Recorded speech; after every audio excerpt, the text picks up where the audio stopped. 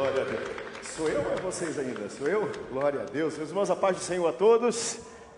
Sal da terra, coisa boa. Dê um abraço a quem está perto de você. Diga, seja bem-vindo, bom dia, nessa manhã abençoada. Seja bem-vindo à segunda celebração desse domingo. Que Deus possa abençoar a sua vida, que Deus possa tocar o seu coração.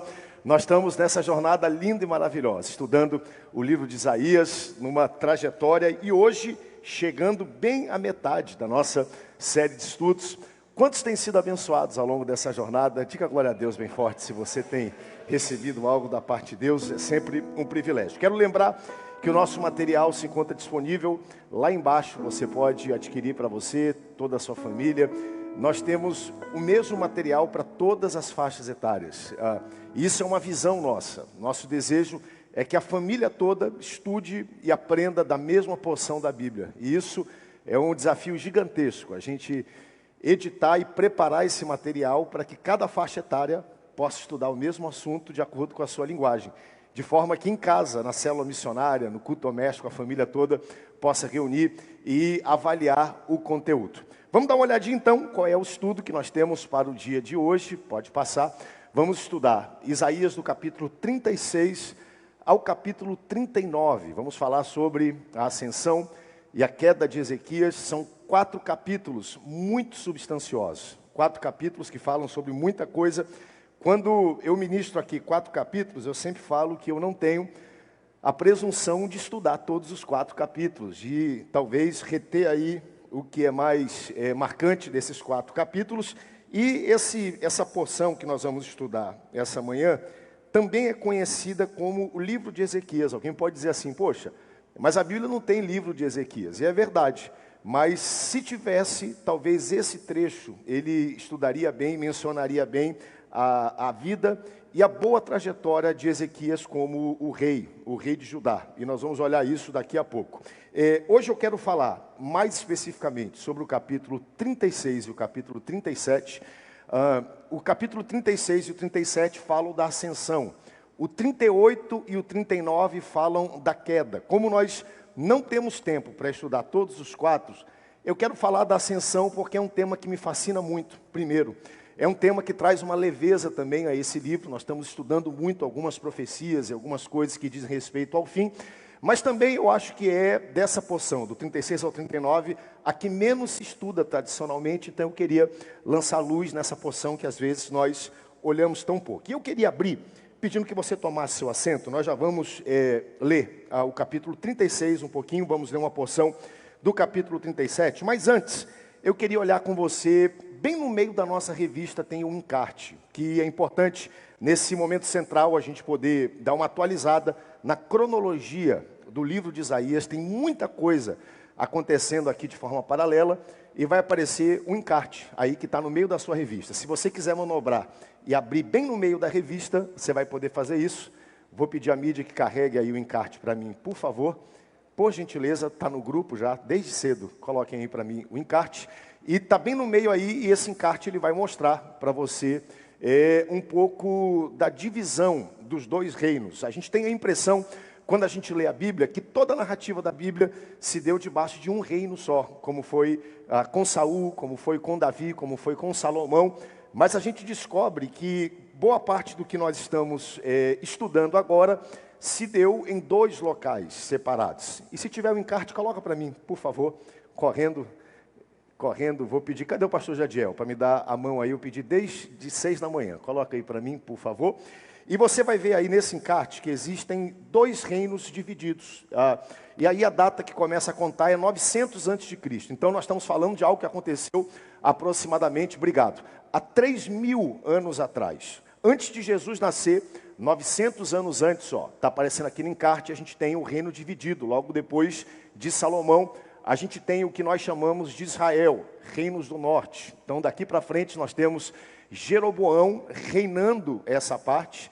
E nós temos o sul, que daqui para frente se chamará Judá, onde nós temos Jeroboão, a partir de 931 a.C., reinando. O que é importante a gente guardar acerca disso e um pouco da geografia bíblica? Desse ponto para frente, quando a gente fala de Israel, a capital de Israel, das tribos do norte, se torna Samaria. Tanto que a gente vai observar, por exemplo, a passagem de Eliseu, onde a cidade é sitiada, é cercada, onde Eliseu lança uma palavra. Falamos de Samaria. Samaria é a capital do que se torna conhecido os reinos do norte, ou Israel. Nós temos daqui para frente os reinos do sul, e a capital de Judá se torna Jerusalém. Então é importante a gente acompanhar um pouco essa contemporaneidade desses dois locais e dessas duas narrativas. Segunda coisa que eu queria chamar a sua atenção é a cronologia e a contemporaneidade dos profetas. A gente percebe que no mesmo período nós temos aí de 2 a 3 profetas agindo e falando acerca de Deus. Então a gente observa Amós, Oséias, Miqueias, e aqui nós temos mais especificamente agindo sobre o reino do sul, o ministério profético de Isaías. Nós começamos estudando lá no capítulo 1, vimos no capítulo 6, lembra? No ano em que morreu o rei Uzias. Então nós temos aqui 3 reis que o ministério profético de Isaías cobre. O primeiro deles, o rei Uzias, que era primo de Isaías. Temos aqui Acais. E agora a gente vai chegar aqui no iniciozinho do reinado de Ezequias, que foi um grande rei. Não foi um homem perfeito, mas foi um homem que promoveu várias reformas espirituais dentro da nação. Então o ministério profético de Isaías, ele pega essa primeira porção do reinado de Ezequias, que é o personagem principal do capítulo 36, 37, 38 e 39 que nós vamos estudar. E a gente vai perceber que daqui para frente aparece um novo personagem, que é a Síria, que se torna o reino dominante daquela época. Por toda a Bíblia a gente sempre vai perceber um povo tendo ascensão sobre outro. Em algum momento os filisteus tiveram algum tipo de dificuldade. Depois a gente vai observar Roma, depois a gente observa o Egito, a gente vai observar a Babilônia. Nesse caso aqui agora, nós vamos observar como a Síria domina boa parte do mundo conhecido daquela época. Israel cai debaixo do domínio da Síria, mas a nação de Judá, ela permanece. Vamos ler juntos então, primeira parte, Isaías capítulo 36. Vou pedir que você abra na sua Bíblia, Isaías 36, do versículo 1 ao versículo 10. Quero ler com você. Vou pedir depois disso que a mídia me acompanhe aqui nos slides, tá bom? Eu vou ler na cronologia. 36, 1 a 10, depois vamos ler 37, do 33 ao 37. Então, capítulo 36, versículo 1 a 10. No ano 14º do rei Uzias, subiu Senaqueribe, rei da Síria, contra todas as cidades fortificadas de Judá e as tomou.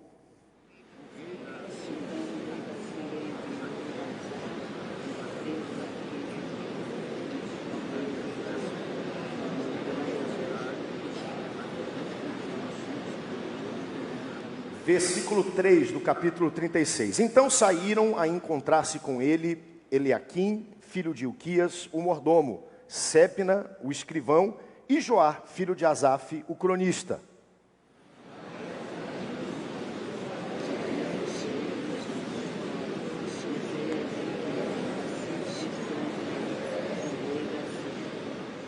Bem posso dizer-te que o teu conselho e poder para a guerra não passam de vãs palavras.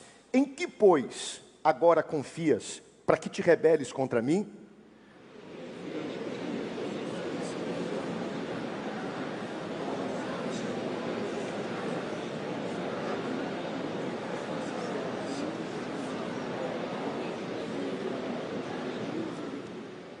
Mas se me dizes, confiamos no Senhor nosso Deus, não é aquele cujos altares e lugares altos Ezequias removeu e disse a Judá e Jerusalém, perante este altar adorareis?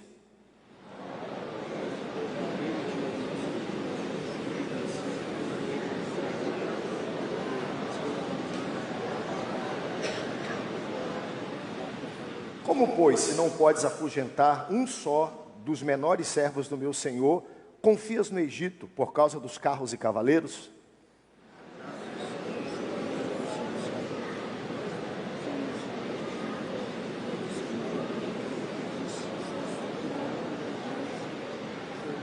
Agora vamos um capítulo para frente, Isaías 37, vou ler do 33 até o 37, trechozinho bem curto, finalzinho do capítulo, vou ler o 33, você vai ler o 34 em diante. Pelo que assim diz o Senhor acerca do rei da Síria, não entrará nessa cidade, nem lançará nela flecha alguma, não virá perante ela com escudo, nem há de levantar tranqueiras contra ela.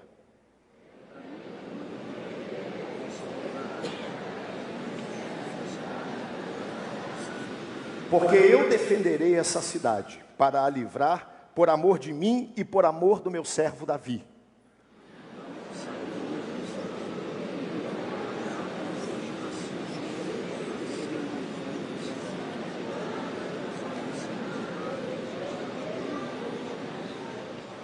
Retirou-se, pois, Senaqueribe, rei da Síria, se foi e voltou e ficou em Nínive. Dê um glória a Deus bem forte por essa palavra interessante. Bom, essa porção que nós lemos é uma porção bem diferente de tudo que nós estudamos até aqui no livro de Isaías. Primeiro, porque até agora, a maior parte do conteúdo que nós lemos desse livro é um conteúdo profético. Nós ouvimos falar acerca de Jesus. Isaías é o profeta dos profetas, é o profeta mais messiânico que existe no Antigo Testamento, falando, anunciando, prenunciando aquilo que Jesus faria. Nós vimos aqui várias profecias acerca do futuro das nações, o que aconteceria com o reino de Israel, o que aconteceria com o reino de Judá.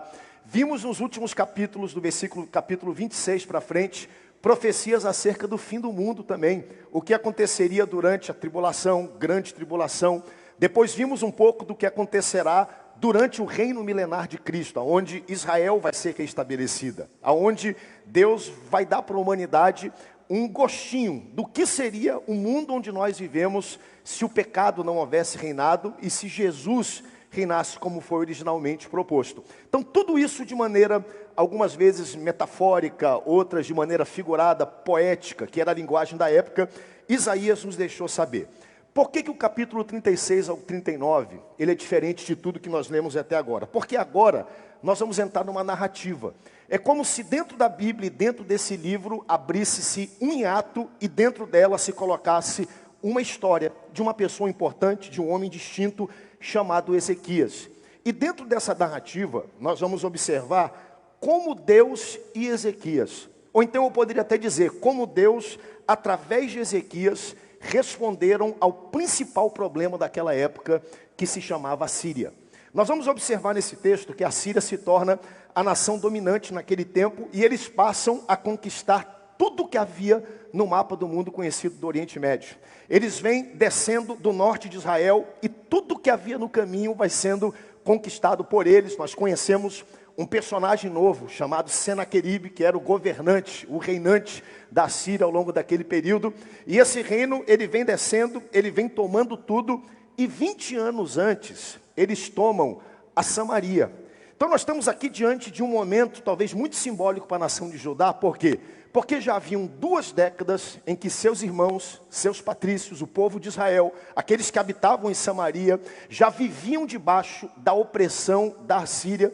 E isso para eles não era algo novo na cidade de Samaria. Lembra do registro, quando a cidade é sitiada, ela é cercada, e a Bíblia diz que durante aquele período todo, ninguém entrava, ninguém saía, não havia comida, não havia alimento, e o povo passou uma fome tão grande dentro de Samaria, que eles tiveram que literalmente, promover canibalismo. Tiveram que matar seres humanos para se alimentar. Pior do que isso, pais tendo que matar seus próprios filhos para servir de alimento. Esse era o tamanho da atrocidade da guerra que havia naquela época. Então, essa nação vem descendo. 20 anos antes, eles conquistam Samaria. Agora, Senaqueribe está batendo nas portas de Jerusalém. O que é interessante a gente observar acerca da história, e claro que isso aqui não está nas páginas, mas está nas entrelinhas. A gente tem agora a Síria, que passa a dominar, conquista o norte, mas não conquista o sul. Mais para frente, e aí no seu encarte vai aparecer, que embora as nações do sul de Judá não caiam para a Síria, elas vão cair para a Babilônia. A Babilônia vai conquistar Jerusalém e vai conquistar a Síria, que de tabela também conquista as nações do norte. Depois disso a gente vai ter Roma, que conquista também a Babilônia. Então a gente tem todas as nações se seguindo, e é tão bonito quando a gente vê esse quebra-cabeça da Bíblia se encaixar.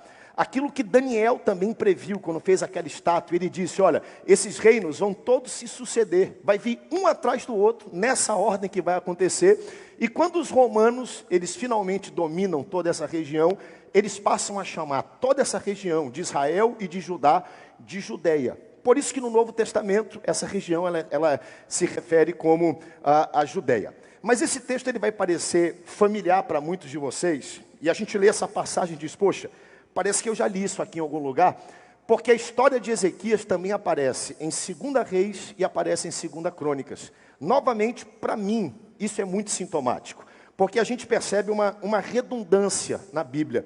A mesma história sendo contada em tempos diferentes, por homens diferentes, mas mantendo a mesma essência, porque a Bíblia é a palavra inspirada de Deus e tudo que está escrito aqui aconteceu de fato. Então a gente vai tendo aqui vários locais contando a mesma história, e agora Isaías ele abre um hiato dentro desse livro de revelações para contar a narrativa de Ezequias. O que eu queria que nessa manhã e nesse trecho você guardasse no seu coração e olhasse muito bem. Vamos lá. Essa história aqui, ela vai além da narrativa. Ela vai além de Ezequias, de Isaías, de Senaqueribe, de Assíria, de Judá. Há algo muito mais poderoso, implícito aqui nessas linhas, e é o que eu quero ministrar ao seu coração. E a mensagem dessa manhã é: como o inimigo fala e afronta o nosso coração. Muitos de nós, aqui nessa manhã, ou já passamos por isso, ou estamos passando por isso agora, ou se prepare porque você vai passar nisso ao longo desse ano de 2025. E eu quero mostrar para você aqui nessa passagem qual é a provocação do inimigo, quais são as ameaças, como é que o inimigo se posiciona, como é que o inimigo fala quando ele deseja tomar o nosso reino, destruir a nossa família, tomar os nossos sonhos, quando o inimigo decide tomar e destruir algo que Deus colocou no nosso coração. Então quero convidar você a abrir comigo no capítulo 36. Eu vou rapidinho ler alguns versículos aqui com você. Vou pedir à equipe que me acompanhe aqui na tela. Isaías capítulo 36, versículo 1 diz assim: no 14º ano do rei Ezequias, subiu Senaqueribe, rei da Síria, contra todas as cidades fortificadas de Judá e as tomou. Ou seja, ele está aqui em campanha, tomando, conquistando tudo que havia ao seu redor, e ele chega agora até a capital de Judá, que se chama Jerusalém. O texto diz que haviam ao redor da cidade, cidades fortificadas. O que são isso? Haviam várias cidades. Toda a capital naquela época, ela tinha um cinturão de proteção ao seu redor, que eram cidades pequenas que estavam lá posicionadas para fazer proteção. Não havia um muro, mas quem conquistasse a capital, e para você ter domínio sobre uma região e uma geografia, tinha que se conquistar a capital, tomar o rei, exilar o rei, matar o rei, prender o rei. Essa é a história, era a tradição da guerra na antiguidade, mas para chegar na capital, tinha que se vencer esse cerco das cidades fortificadas. Você não podia atacar direto a capital, porque em atacando a capital, a cidade fortificada abriria um flanco e atacaria você por trás. Então a Bíblia diz que a Síria vem conquistando tudo. A Síria conquista Samaria 20 anos antes, e o texto diz, no 14º ano do rei Ezequias, subiu Senaqueribe, rei da Síria, contra todas as cidades fortificadas de Judá, e o que está escrito aí? E as tomou. Ou seja, chegou a hora de Jerusalém. Jerusalém é a última fronteira, é a última cidade. Nós tomamos tudo, conquistamos tudo, agora é a hora de vocês, só faltam vocês caírem. Versículo 2, o rei da Síria enviou Rabsaqué de Laquis a Jerusalém. Tem um outro mapa que eu coloquei aí, que mostra para a gente um pouco a cidade de Laquis. Coloca para mim, por favor. Rabsaqué, aí nesse texto, gente, ele não é um nome, é um título, tá bom? Rabsaqué significa um capitão, um general. Então Senaqueribe manda agora alguém importante do seu exército. Essa pessoa, ó, bem aqui está Jerusalém, tá bom? Laquis é uma das cidades fortificadas. Haviam outras cidades fortificadas ao redor, mas eles conquistaram Laquis, ou seja, a cidade que deveria estar lá para proteger Jerusalém, agora não estava mais, caiu, cedeu. E de Laquis agora Rabsaqué vem com o exército para tomar a cidade de Jerusalém. Esse informante, esse general, ele chega perto das muralhas de Jerusalém. E aqui eu quero que você veja a voz do inimigo, novamente, porque essa é a tática. 2000 anos se passaram, 2700 anos se passaram, a história se repete, se reescreve, os tempos mudam, a cultura se altera, mas a maneira que o inimigo usa para atacar e para afrontar o povo de Deus continua sendo a mesma.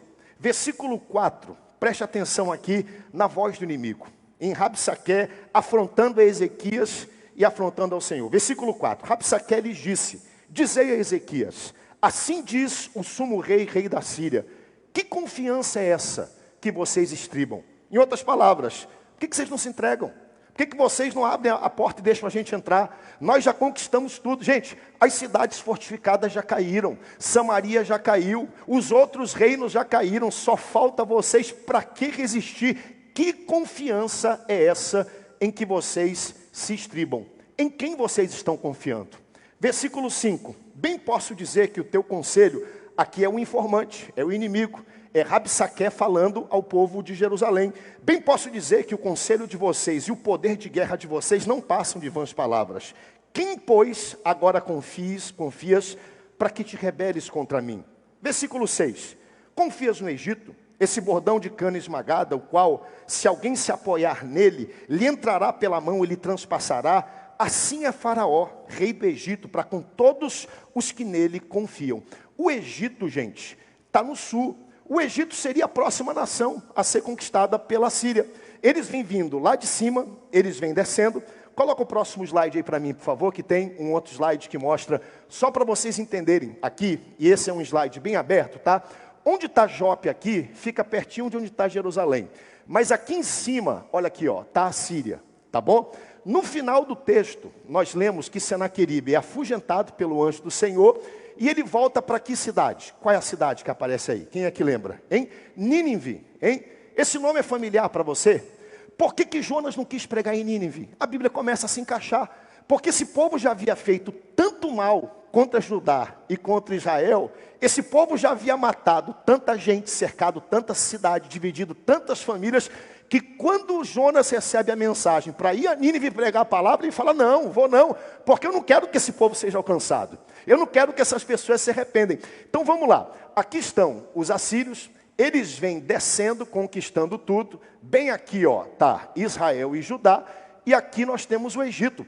Então o Egito seria a próxima nação. Então ele está dizendo na porta de Jerusalém para eles, primeiro, em quem vocês se estribam? Em quem vocês estão se apoiando para não se entregarem para a gente? É no Deus de vocês? Segundo, é no Egito? Em outras palavras, o que ele está dizendo é, gente, o Egito é o próximo, vai cair também. Segundo, quem sabe, e está subentendido, pode tirar aqui nessas palavras, que Rabsaqué diz à cidade de Jerusalém, quem sabe eu já não fiz acordo com os egípcios. Quem sabe eu já não fui lá falar com eles e eles já se venderam e estão só esperando vocês chegarem lá para atacar vocês também. Vocês vão se apoiar nele. Ele compara o Egito a uma cana quebrada, a uma ratoeira, a algo que você vai lá, se apoia, mas quando você se apoia, ela quebra e aquele pau fura a sua mão, prende a sua mão. Então ele está dizendo, não confiem nos egípcios. E é importante que isso seja dito, porque vamos lá, nesse ponto aqui, Rabsaqué, que significa o inimigo, o acusador, ele tinha muita razão. Porque historicamente os egípcios nunca foram um povo confiável. A cultura de guerra e de batalha dos egípcios era, eles fazem acordos, eles se vendem, são pessoas que mudam de ideia facilmente. E um release, um trailer disso, foi o que aconteceu quando Moisés foi tirar o povo do Egito. 10 vezes Deus teve que quebrar o coração de Faraó. Ele ia lá e dizia, não, vou deixar o povo ir. E aí preparava o povo para ir, mas quando chegava na hora, o povo dizia, não, não vai embora, manda outra praga de novo, 10 vezes. 10 vezes por quê? Porque era a cultura do povo do Egito ficar mudando de ideia, trocar acordo. Então, Rabsaqué está chegando diante deles, está dizendo assim, ó, não confie no Egito, porque eles são estáveis. Não confie no Egito, porque os egípcios, eles são vendidos, quem sabe, eu até já fiz um acordo com eles. O que eu quero que você veja aqui, é um nível de trama. Você está percebendo o que está acontecendo? O acusador colocando tudo em dúvida. O acusador semeando medo no coração das pessoas, semeando medo na situação. Primeira coisa que ele diz, ó, já conquistamos tudo, só falta vocês. Segundo, não confie em ninguém ao redor. Por quê? Porque talvez eles já estejam vendidos e vocês vão cair também por Egito. O que eu queria que você prestasse atenção é que quando Rabsaqué fala isso, nisso ele tem razão. E se você pudesse anotar para mim, eu queria que você anotasse alguns aspectos acerca da voz do inimigo. Primeiro deles, se você puder, quiser e tiver algo disponível. Nem tudo que o inimigo fala é mentira. Guarda essa, segura essa aí. Nem tudo que o inimigo fala é mentira. O inimigo ama misturar um pouquinho de verdade com mentira para quê? Para que esse pouquinho de verdade possa promover e validar as mentiras que ele começa a contar. Ele gosta de colocar um pouquinho de verdade naquilo que é mentiroso, para criar uma narrativa, para que a mentira possa encontrar lugar no coração das pessoas. Essa sempre foi a tática do inimigo. É por isso que quando Rabsaque chega, ele começa a tentar amansar o ego. Olha, não confie no Egito não. E é verdade. Os egípcios não são confiáveis. Alguém pode dizer assim, pastor, vamos lá, vamos olhar com um pouco mais de cuidado isso.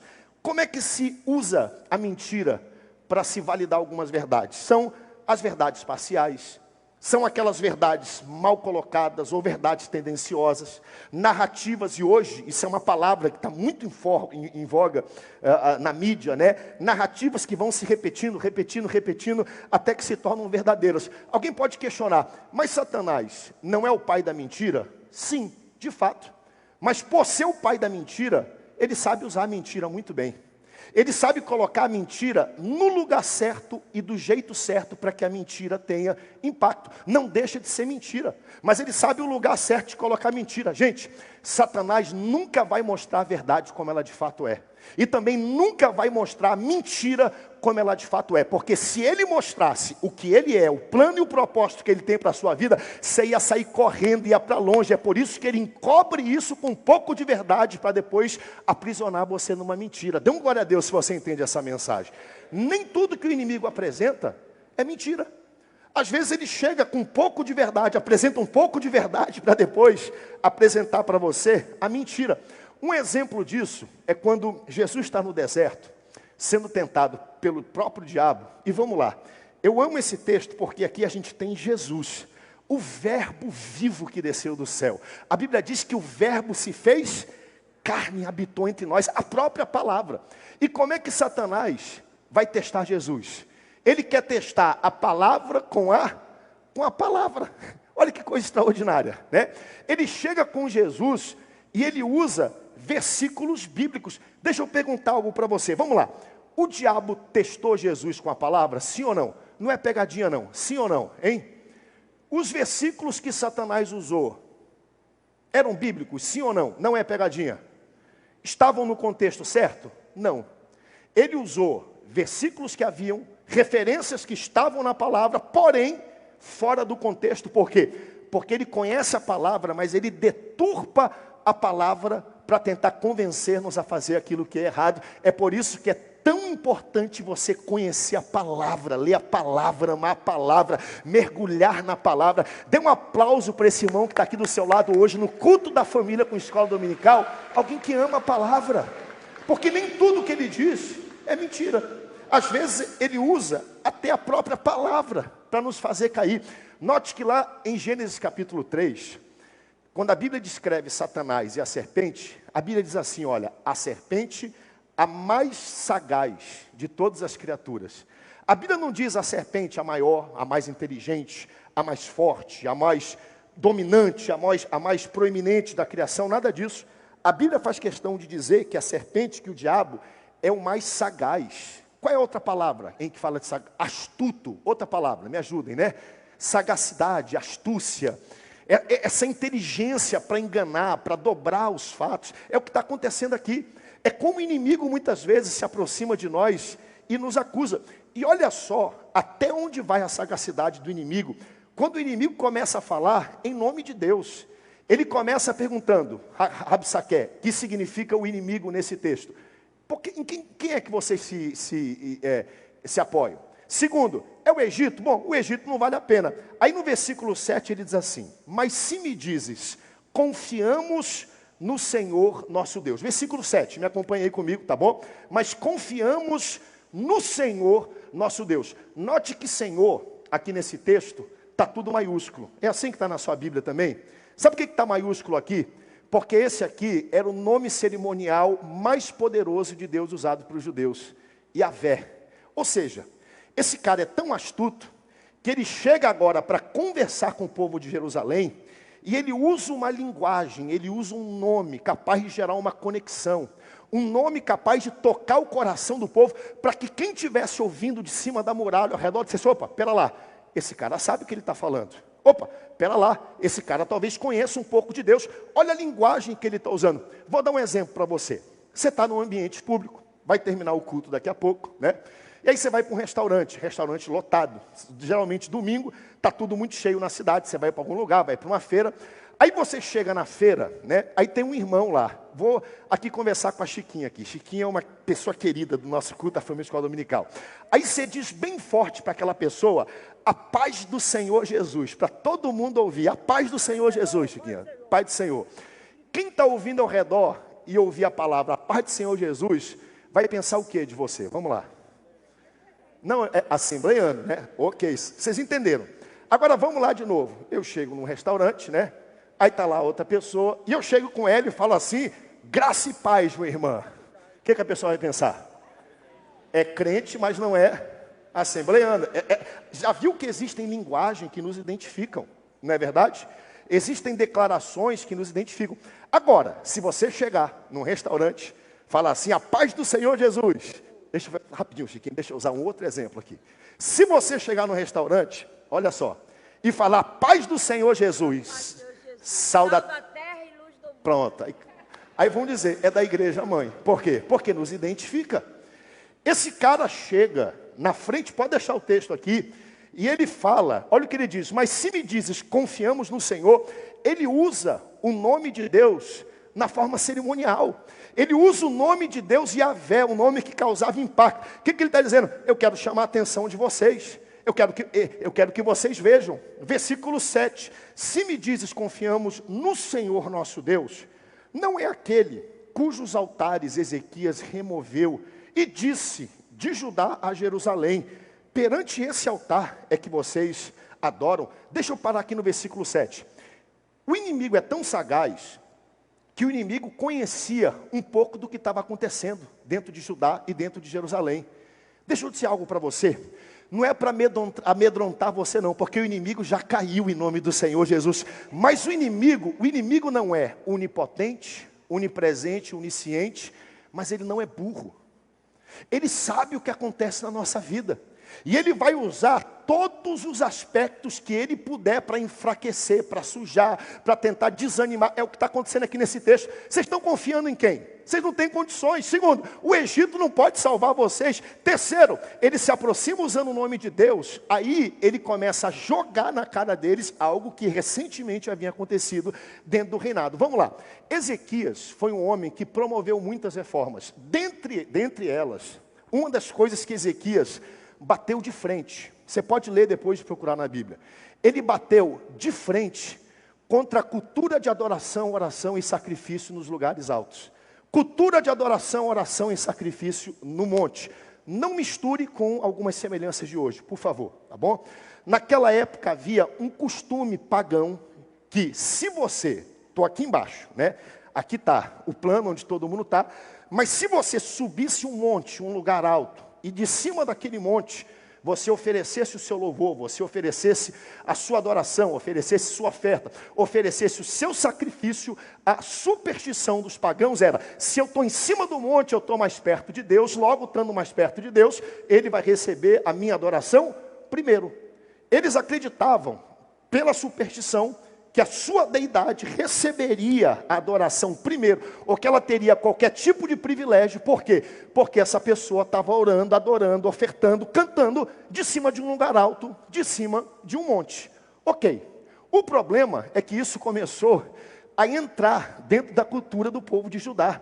E o que começa a acontecer? Ao invés das pessoas adorarem no templo, sacrificarem no templo, oferecerem no templo, alguns iam para o lugar alto, adorar a Yahvé. Era Yahvé que eles iam adorar. Mas a superstição deles era, bom, se eu fizer no lugar alto, o meu Deus vai receber a minha adoração primeiro.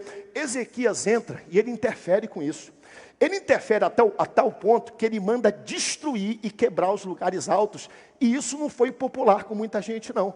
Teve muita gente que não gostou. Teve muita gente que não aprovou aquilo que ele fez. Vamos lá, vamos parar nesse assunto de novo. Eu posso adorar a Deus dentro do templo? Sim ou não? Eu posso adorar a Deus no monte? Sim ou não? A adoração do templo tem poder? A adoração do monte tem poder? A adoração do monte é mais poderosa do que é feita no templo? Não. Você pode adorar aqui no templo. E você também pode adorar no monte sem substituir a adoração que você faz dentro do templo. Se você quiser, você pode ir para o Muro das Lamentações em Jerusalém. Olha que coisa linda, né? Aquelas pedras que foram testemunhas oculares do que aconteceu por lá. Ou se você quiser, você pode ir num casebre, no bairro mais simples de Belém, fechar a porta, dobrar os seus joelhos. A mesma oração que é feita lá, alcança e toca o coração de Deus, porque Deus não olha o lugar que você está orando. Ele olha o coração. Mas estavam deixando de fazer no templo para fazer nos lugares altos. Ezequias interfere, não, destrói. O local de adoração e disso é no templo, na casa de Deus. Não foi popular. O inimigo pega essa informação e agora fala assim, peraí, se é em Deus que vocês confiam, não é aquele Deus que Ezequias mandou, proibiu e não deixou adorarem ele nos lugares altos, uma fofoca, um detalhezinho, uma coisa corriqueira. Novamente, o que eu quero mostrar para você é até onde vai. Como é que o inimigo vai pegando, vai pescando, vai usando tudo que existe ao redor para de alguma forma tentar atacar o nível da trama, colocando medo, usando vocabulário, se identificando e agora tentando confundir em versículo 8. Olha o que diz. Ora, pois, empenha-te com o meu senhor, rei da Síria. Empenha-te, tá? Ou seja, luta com ele. Rabsaque está dizendo, com o meu senhor, rei da Síria, e dar-te-ei 2.000 cavalos, se de tua parte tu não achares cavaleiros para montar. O que ele está dizendo é, vamos brigar logo, vamos disputar logo essa guerra, e se tu não tem cavalo, a gente vai te dar 2.000 cavalos. Se está te faltando instrumento para guerrear, então está aqui, ó, a gente vai te dar 2.000 cavalos. E aí ele começa a provocar, versículo 9, como pois, se não podes afugentar um só capitão, ou seja, um só dos menores capitães dos servos do seu senhor, confias no Egito por causa dos seus carros e cavaleiros. O que esse homem está fazendo? Ele está tentando provocar Israel, ele quer deixar a nação de Israel chateada para brigar. Escute, Israel não quer brigar, está claro aqui no texto.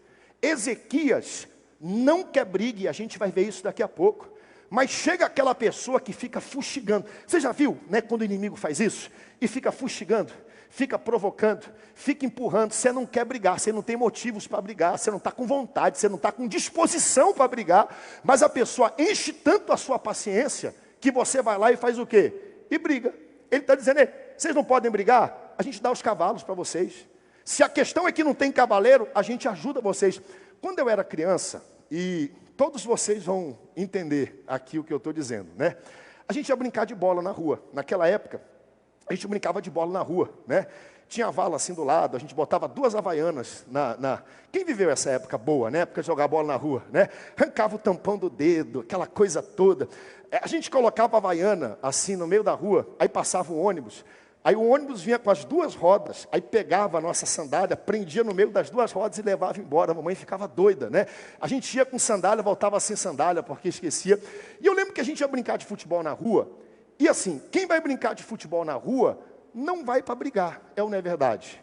Mas de vez em quando os meninos brigam. Sabe por que eles brigam? Não é porque querem brigar, é porque sempre tem um cara que fica fustigando, é ou não é verdade, né? Alguém dá um carrinho mal entrado, aí o outro chega e fala assim, eu não deixava ele fazer isso não. Já viu assim, né?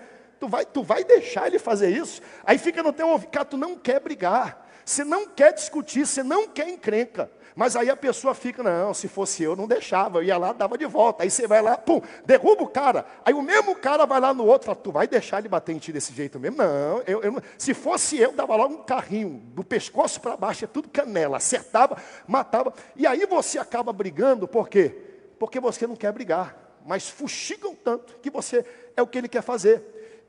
Gente, o inimigo usa de tudo. Que Deus te guarde, te proteja dessa manhã. Não caia nas ciladas do inimigo em nome do Senhor Jesus. Eu estou pregando aqui e pode parecer a coisa mais besta, mas eu acredito que o Espírito Santo está aqui nesse ambiente nessa manhã. Ele está mostrando para você, não caia nisso, não responda nisso, não dê ouvidos a isso. Essa batalha é minha, confia em mim. Eu vou resolver isso e a glória vai ser minha. Não caia nas ciladas do inimigo. Ele está usando de tudo. Se o problema é cavalo, a gente dá para vocês cavalos. Pode tomar tudo o que vocês quiserem e podem lutar e lutem conosco. 36:10. E eu já vou me caminhar para o fim. 36:10. Olha o que diz. E para mim, isso aqui é um capítulo à parte. Eu quero abrir um hiato. no versículo 10, bota na tela aqui para mim, porque para mim aqui ele extrapola o nível, o inimigo, o acusador, Rabsaque, que é o enviado do rei Senaqueribe. Acaso subi eu agora sem o Senhor contra essa terra? Olha o que ele está dizendo aqui. Por acaso eu subi para lutar contra vocês sem o Senhor para destruir vocês? Pois o Senhor mesmo me disse, sobe contra essa terra e a destrói. Para mim isso aqui é um capítulo à parte. Para mim, aqui nesse lugar, ele deu, o inimigo colocou sobre si um ultimato. Por quê? Porque o inimigo chega aqui e fala aqui, sabe por que eu estou aqui? Eu estou aqui em nome do Senhor para te destruir. Eu consultei, por acaso tu acha que eu subi até aqui sem o Senhor? Rapaz, eu falei com Deus, e Deus falou para mim, sobe e destrói aquela cidade. Para mim, aqui está o primeiro de 2 ultimatos desse texto. Qual é o primeiro ultimato? É quando se coloca o nome de Deus em algo que Deus não está. Quando se coloca o nome de Deus em algo que Deus não está. Quem tem ouvidos para ouvir, ouça. Até aqui, a acusação é contra Ezequias. Mas a partir desse momento, a acusação se torna contra Deus. Até aqui, Ezequias poderia ficar ofendido. Olha Ezequias, chama Ezequias. Ezequias poderia ficar chateado. Mas a partir do momento que colocaram o nome de Deus na briga, meu irmão, Deus ele zela pelo seu nome, Deus ele cuida do seu nome. Então nós temos que ter muito cuidado em como nós usamos o nome de Deus. Muito cuidado. Primeiro, cuidado a usar o nome de Deus. Cuidado a mencionar Deus em coisas que ele não mencionou. Segundo, cuidado a dizer que é de Deus coisas que são do nosso coração e não do coração de Deus. Terceiro, cuidado para não achar que você é o instrumento de Deus para fazer justiça, aonde Deus não quer fazer justiça. Porque Rabsaque, ele de fato achava. Não, eu consultei a Deus, eu falei com Deus. Tu acha que eu não subi aqui? Está escrito no texto. Acaso não subi agora eu sem o Senhor, contra essa terra para destruir? Pois o Senhor mesmo me disse, sobe contra ela e destrói ela. Cuidado. Por quê? Porque um dos maiores prenúncios de queda e de derrota é quando nós falamos em nome de Deus em algo que Deus não se pronunciou, é prenúncio de derrota e de problema. É o que acontece aqui nesse texto. Até aqui, a gente observa muita coisa sendo dita em direção a Ezequias. Ezequias o tempo todo, Ezequias o tempo todo. Olha o que diz o versículo 11 em diante. Então disseram, Eliaquim, Sebna e Joá a Rabsaque, ou seja, os servos que estavam lá de Ezequias, né? Pedimos que te fales em aramaico aos teus servos, para que o entendamos, e não fales em judaico, para que o povo está no muro.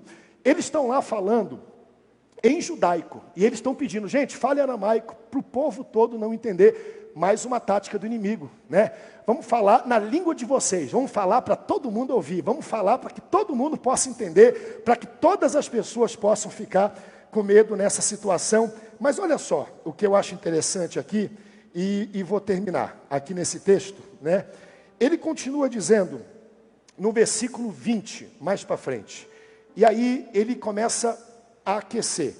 Quais são, dentre todos os deuses desse país, que livraram da sua terra, das minhas mãos, para que o Senhor livre Jerusalém das minhas mãos? Ele está dizendo, nesse país de vocês, nenhum Deus pôde nos parar. Nem o Deus de Samaria, porque Samaria também caiu. Peraí, não são irmãos de vocês que estão lá? Por que Deus não agiu lá e vai agir aqui? Comparação. Você já percebeu quando o inimigo às vezes começa a usar da comparação? A gente olha e fala assim, poxa, lá não ajudou, por que vai ajudar aqui? Lá não curou, por que vai curar aqui? Lá do outro lado não promoveu a alteração, a transformação, por que vai fazer aqui? Ele começa a subir o nível e dizer, gente, nem lá no norte Deus interviu. Por que Deus vai intervir aqui com vocês? O tempo todo a gente vai observar o nome de Ezequias sendo mencionado. Se você olhar, todos os versículos anteriores estão aí. Versículo 15, Ezequias. Versículo 16, Ezequias. O tempo todo ele batendo em Ezequias. E a pergunta que eu faço para você é, cadê Ezequias? Cadê Ezequias nesse texto? Versículo 21, olha o que diz.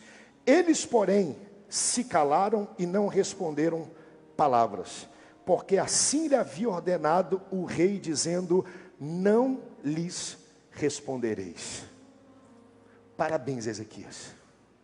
Ezequias disse, olha, deixa o cara falar muito, mas ninguém responda, ninguém responda.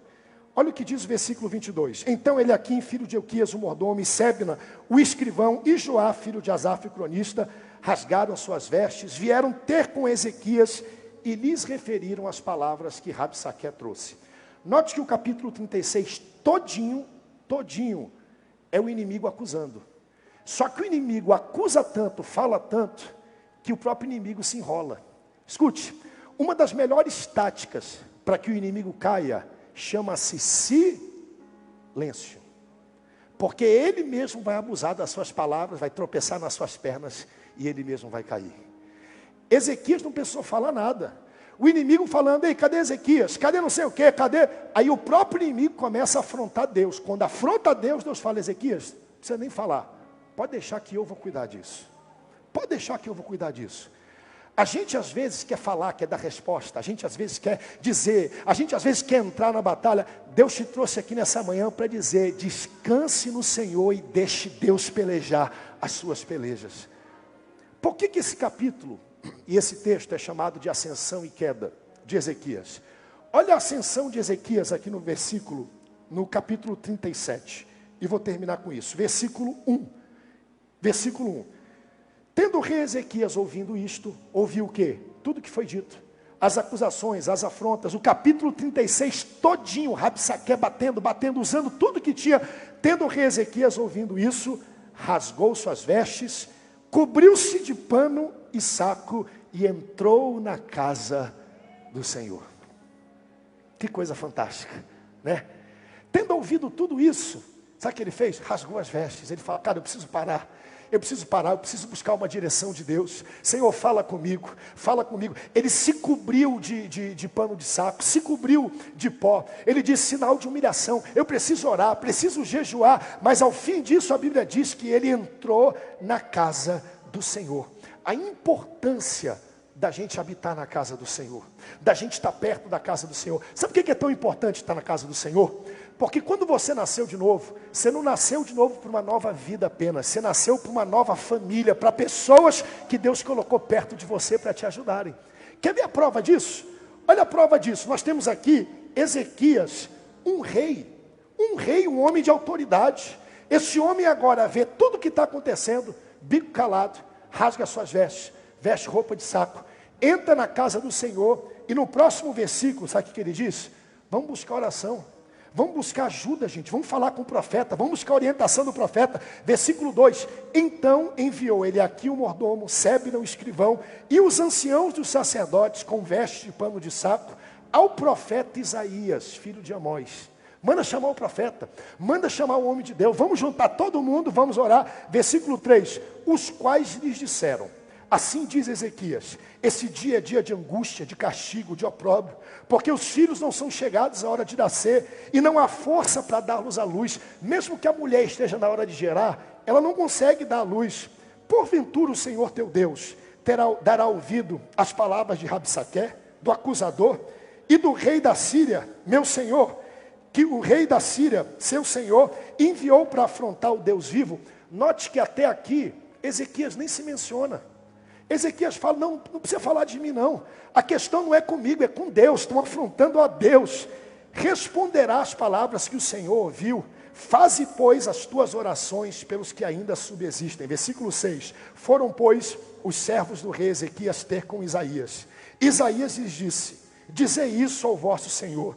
Assim diz o Senhor, não tema por causa das palavras que ouviste, com as quais os servos do rei da Síria blasfemaram contra mim, não foi contra Ezequias. Versículo 7, eis que meterei nele um espírito, e ele, ouvindo um certo rumor, voltará para a sua terra, e nela eu farei cair morto sobre a sua espada.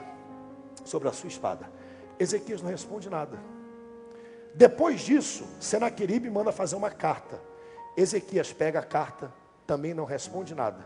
Ele simplesmente pega a carta, coloca a carta diante do Senhor, no templo, na casa de Deus, dobra os seus joelhos, e é lindo o que o texto diz. versículo 14, vou ler com você daqui para frente. Note que Ezequias não pede nada para ele. Ezequias não pede nada acerca o que vão pensar de mim, o que vão pensar do meu reinado, não. Tendo Ezequias recebido a carta das mãos do mensageiro, leu-a. Então subiu à casa do Senhor, estendeu a carta perante o Senhor, pode ir passando comigo o texto, por favor, e orou ao Senhor dizendo, olha só a oração de Ezequias. Veja quantas vezes ele pede para ele apresenta o problema dele. A oração dele é, ó Senhor dos exércitos, Deus de Israel, que estás entronizado acima dos querubins, tu somente é o Deus de todos os reinos da terra, tu fizestes os céus e a terra, tu fizestes Judá, Israel, tu fizestes a Síria, tu fizestes os homens, tudo que existe é teu. Pode passar, versículo 17, inclina, Senhor, teus ouvidos e ouve, abre, Senhor, os teus olhos e vê, ouve todas as palavras de Senaqueribe, as quais ele enviou, não para afrontar a mim, mas para afrontar o Deus vivo, versículo 18, verdade é, Senhor, que os reis da Síria assolaram todos os países e as suas terras, e lançaram no fogo os deuses deles, porque deuses não eram, senão obra de mãos de homens, madeira e pedra, por isso os destruíram. Agora, pois, ó Senhor nosso Deus, livra-nos das suas mãos, para que todos os reinos da terra saibam que só tu és o Senhor, louvado seja o seu nome. Se Ele é o teu Senhor, fique de pé nessa manhã. Se Ele é o teu Senhor, fique de pé nessa manhã. Se Ele é o teu Senhor, fique de pé nessa manhã. Eu tenho certeza que muitos de nós aqui estamos debaixo de afronta, de perseguição. O inimigo quer destruir a tua casa, o inimigo quer destruir a tua família, o inimigo quer destruir a tua fé, os teus sonhos. Você está aqui hoje e há uma voz no seu coração dizendo, rapaz, sai daí, você nem deveria estar aí nesse lugar. Eu queria que você agora fizesse como Ezequias fez. Levante suas mãos para os céus. Adore a Deus, exalte a majestade de Deus, a glória de Deus. Eu sei que você está sofrendo, eu sei que dói, eu sei que a sua reputação fica ferida por muitas vezes. A vontade que você tem é de responder, de dizer alguma coisa, mas não é momento de abrir a boca, a não ser para dizer, Senhor, Tu és o Deus da terra, Tu és o Criador de todas as coisas. Bem sabemos, Pai, que Tu criou a terra, os reinos, os homens, os governantes. Aquele que acha o que tem a última palavra, ele não tem a última palavra, pois a última palavra vem do Senhor, Pai. Nós te pedimos agora, nós temos tantas causas, nós temos tantas afrontas, o inimigo tem se apresentado, Rabsaque, Senaqueribe, tem cercado nossa herança, Pai, tem nos acusado, tem nos afrontado, com tudo como nós vimos nesse texto. E ele não é bobo, ele sabe os detalhes, ele pega de todas as formas, ele trama, ele é ardiloso, ele é sagaz. Mas nós te pedimos agora, Senhor, peleja pelo teu povo, peleja pelo teu povo, peleja pelas famílias, peleja pela tua igreja. Nós não precisaremos responder nada, porque essa batalha será vencida pelo Senhor. Essa batalha será vencida pelo Senhor. Essa batalha será vencida pelo Senhor. Essa batalha será vencida pelo Senhor. Pelo Senhor. Vou terminar. E eu me lembro da história de quando o povo cercou Jericó. 7 dias a ordem de Josué foi: não griteis, não dizeis nada, nem sairá palavra alguma da vossa boca, até o dia em que eu diga, gritais. Josué capítulo 6, versículo 10. Vocês vão rodar isso aí, bico calado, porque quando Deus agir, Deus vai agir. Nesse texto, a gente não vê Ezequias falando nada. De repente, numa noite, um anjo entra no campo de batalha. 185 mil soldados caem. Por quê? Porque a batalha pertence ao Senhor. Eu queria liberar você com essa palavra hoje. Guarde suas palavras. Guarde seu coração. Guarde seu coração. Guarde seu coração, guarde sua boca. Dependa do Senhor. Deixa o inimigo exagerar, tanto que ele traga Deus para dentro da batalha e Deus diga: agora não é mais contigo, agora é comigo, porque a afronta aconteceu comigo e eu vou entrar nesse campo de batalha e eu vou pelejar. Eu quero liberar você para voltar para casa, mas antes disso, eu não poderia fazer isso. Me desculpem, estou sem nenhuma voz, estou voltando depois de 10 dias de descanso e a voz desacostumou, mas vai acostumar de novo. Mas eu quero perguntar para você que está aqui hoje: pastor, o inimigo tem me afrontado. O inimigo tem me afrontado. E sabe qual é o problema, pastor?